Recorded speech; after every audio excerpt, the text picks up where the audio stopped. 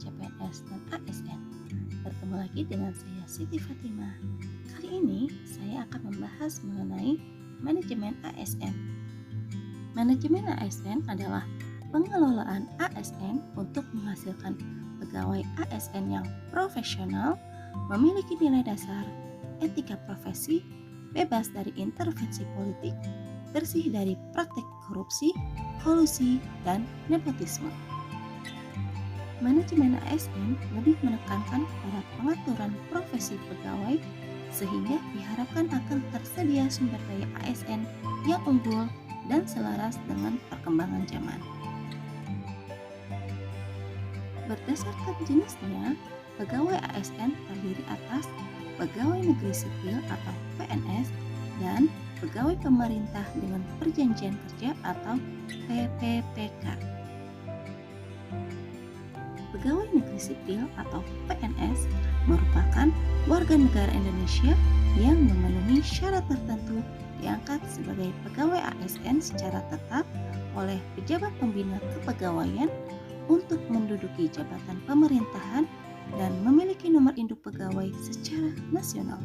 Sedangkan pegawai pemerintah dengan perjanjian kerja atau PPPK adalah warga negara Indonesia yang memenuhi syarat tertentu yang diangkat berdasarkan perjanjian kerja untuk jangka waktu tertentu dalam rangka melaksanakan tugas pemerintahan sesuai dengan kebutuhan instansi pemerintah dan ketentuan perundang-undangan.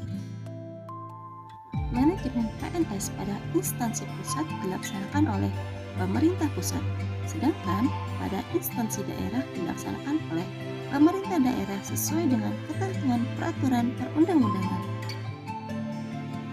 Yuk, di sini apa sih tugas ASN? Tugas ASN yaitu 1. Melaksanakan kebijakan yang dibuat oleh pejabat pembina kepegawaian sesuai dengan ketentuan peraturan perundang-undangan. Kedua, memberikan pelayanan publik yang profesional dan berkualitas. Dan yang ketiga, mempererat persatuan dan kesatuan negara kesatuan Republik Indonesia.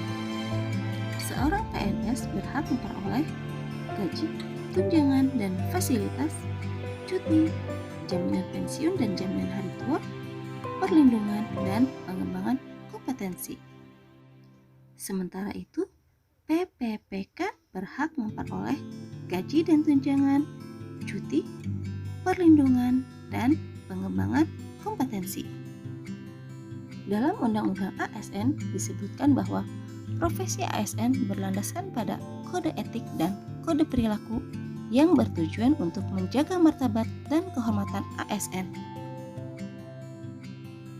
Fungsi tersebut antara lain 1.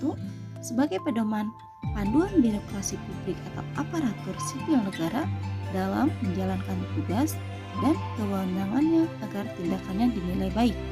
Kedua, sebagai standar penilaian sifat, perilaku, dan tindakan birokrasi publik atau aparatur sipil negara dalam menjalankan tugas dan kewenangannya.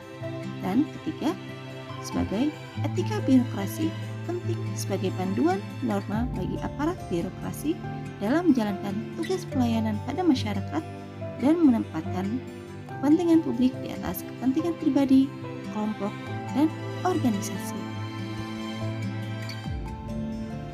Berikutnya, sistem informasi ASN, yaitu rangkaian informasi dan data mengenai pegawai ASN yang disusun secara sistematis, menyeluruh, dan terintegrasi dengan berbasis teknologi. Di dalam sistem informasi ASN terdapat data riwayat hidup, riwayat pendidikan formal dan non-formal, riwayat jabatan dan kepangkatan, riwayat penghargaan, tanda jasa atau tanda kehormatan, riwayat pengalaman berorganisasi, riwayat gaji, riwayat pendidikan dan latihan, daftar penilaian prestasi kerja, surat keputusan, dan kompetensi. Di dalam manajemen PNS meliputi penyusunan dan penetapan kebutuhan, pengadaan, pangkat dan jabatan, pengembangan karir, pola karir, promosi, mutasi, penilaian kinerja, penggajian dan tunjangan, penghargaan, disiplin, pemberhentian, jaminan pensiun dan hari tua, dan perlindungan. Lalu, bagaimana dengan manajemen PPPK?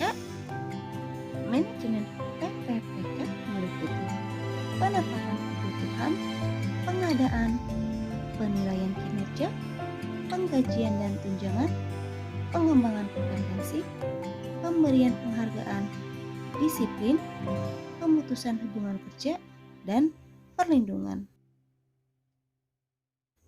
Demikian dari saya tentang manajemen ASN. Terima kasih.